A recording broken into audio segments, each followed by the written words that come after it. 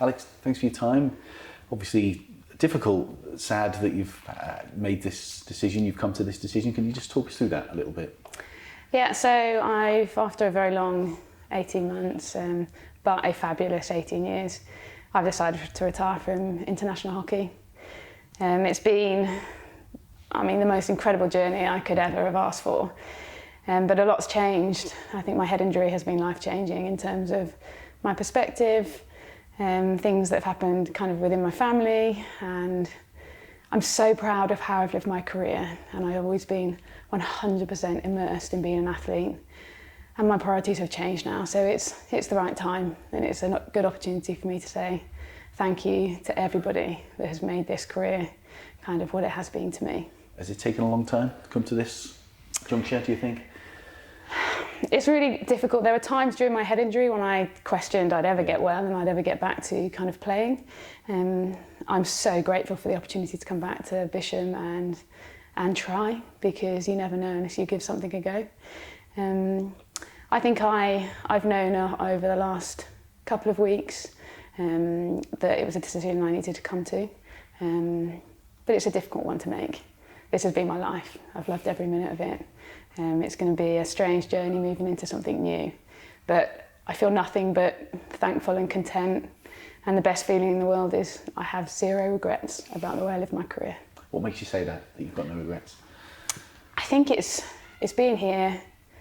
I think it's how I felt about training. Every single session meant something to me. It's every decision I made over my career. It's the people that I played with. It's the experiences that I had. It's the coaches I worked with, the support staff that became friends. I just wouldn't change a thing. And I think I feel very privileged to be in the position where I'm ending a career and I feel very happy.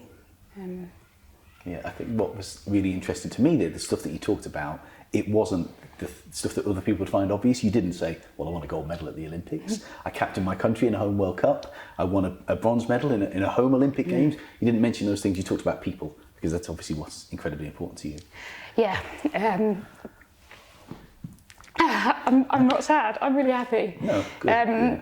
Well, thank you for sharing your emotions with us, because it's very clear to me on this side of the fence what hockey's meant to you, and hockey, and you mean the world to hockey as well. If I can speak on behalf of the game in that sense, and we've got nothing but best wishes to send you forward with in the future. So we're here to look back a little bit as well, and look back on some of that amazing stuff that you've done, and the people and the great times that you've had in the sport. But it must be very difficult to sum all of that up as we sit here now. It is difficult, but it isn't difficult, because you're absolutely right. It's the people I've been around have made my career. Right from my PE teacher that got me into the game, my mum that supported me, my first club at Alton Hockey Club, that team I played with in 2001. I watched, I learnt, I just wanted to be them. The players that haven't stood on the podium with us, that have been in our squad, that have been the reason that medals have been won and moments have been made. The staff that I know here, and I'd call friends, the colleagues I've had for years. It's really hard as an athlete. You pursue excellence, you live every day to win medals, but when you get to the end of the career, you're right, you look back and you remember the tough moments that made you probably not want to come in the next day, because training was hard. It's not an easy life, but you remember the places that you've travelled and the people that you've travelled with them, and yeah, they're my greatest memories, sharing moments with them. And I think the thing that will endure my lifetime is the friendships I've made and feeling like I belong. We speak about it a lot. You belong now, you belong forever. And there's an enormous group of people that are lucky enough to wear an England shirt or a Great Britain shirt. And I feel very, very thankful that I am one of those. And you've talked a lot about the support that you've had, not just within the hockey fraternity, not just within Bisham Abbey, but obviously your friends, your husband. How important has that been to you, particularly in this last few months? Yeah, without your family and your friends, I think, as I said, my head injuries, I'm happy to say it's been completely life-changing, because you really know who your inner warriors are, your rock star friends, the family that you need by your side. And there's been other things in the last month where it's just my time to be with them. And as I said, I've lived my career in a way that it's always been my number one. Now, don't get me wrong, of course, my family have been too, but it's always been my priority. It's always been my first thing. And I've now come to that stage in life where I cannot live an athlete career without being the athlete I've always been. I would be doing myself an injustice and it wouldn't be the right thing for the team. And I have a fabulous family, I have an amazing husband, I have wonderful friends around me that understand and support my decision. And it's my time to go on to pastures new and be with them. And that's a pretty good place to be. Do you have any thoughts about what happens next, or is it too early to think about that? I've had lots of thoughts. Sport has given me a purpose, it's given me something to be 100% dedicated to. It's given me that friendship network, it's given me drive and compassion, and I don't want to leave it. So I would love to stay involved in sport. I have my own academy, hockey academy, and I'd love to do more with that, try and get more young people involved in the game that's changed my life. And other things, who knows? As I said, I hope never to go too far. But we'll see when one door closes, which doors may be open. Yeah, of course, and you've rightly talked about other priorities, particularly within your family in relation to your sister Claire, which clearly outweighs anything to do with hockey and is far more significant than anything we're talking about in relation to the hockey. Yeah, I think, as I said, it's your family are everything, and there's many factors that have led to me making this decision, and the opportunity I'll now have to spend more time again with my sister and my family, it's kind of a gift, and I'll definitely look at it that way. And I will be the number one supporter on the side of the pitch, following the team towards Tokyo. I'd love to go out and watch. I need to persuade my husband, and that's what I'd like to do. But I have, I came back to the squad because I believed it's a winning team. I believe they have the skill, the mindset, and the ethic to do incredibly well in Tokyo. And yes, I'm sad that I know now I will not have any part in that. But as I say, you belong once and you belong forever, and I'll feel a part of it in my own way when I watch there in Tokyo. Yeah, well, that's a measure of you that you would be willing to be there. Oh, I'd love to be. Watch on something that you may, in the different circumstances, have been out on the pitch, because that's not easy to watch on, to have something within touching distance that you could have been part of. It's not, but it is when you don't have any regrets. Yeah. I wouldn't change anything about my career. I wouldn't change a thing. These things happen. I had an accident that had enormous consequences, but it wasn't all bad. I've learned lots over the last 2 years. I've forged friendships that will endure everything. I got married, that wasn't a bad thing.